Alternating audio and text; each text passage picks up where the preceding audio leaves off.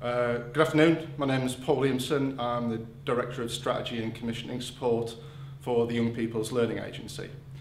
What I'll be talking about today is how far we've made progress with designing a new process and system for allocating 16 to 19 funds to providers. What people will be aware of is that we launched the National Commissioning Framework back in April of this year.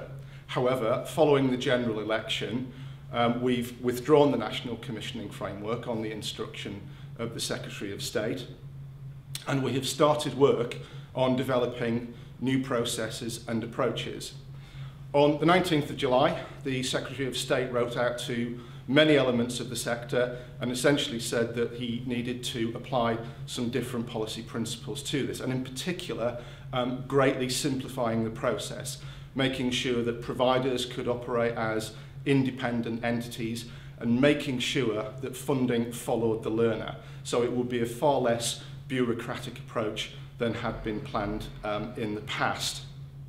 The Secretary of State also said that what he wanted to apply to FE colleges and schools was this notion of lagged learner numbers. In other words, there would be minimum interruption of the process by the agencies, and funding would essentially be based on track record in the previous year.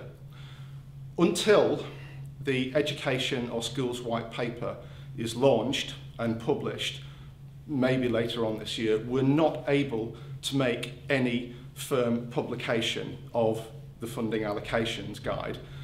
So really all we're able to talk about is the kind of issues that we're looking at and some of the options and alternatives that we're taking into account.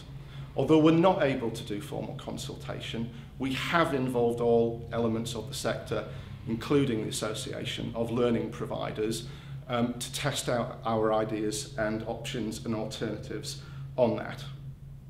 So a couple of things that I'll be flagging up at the event today.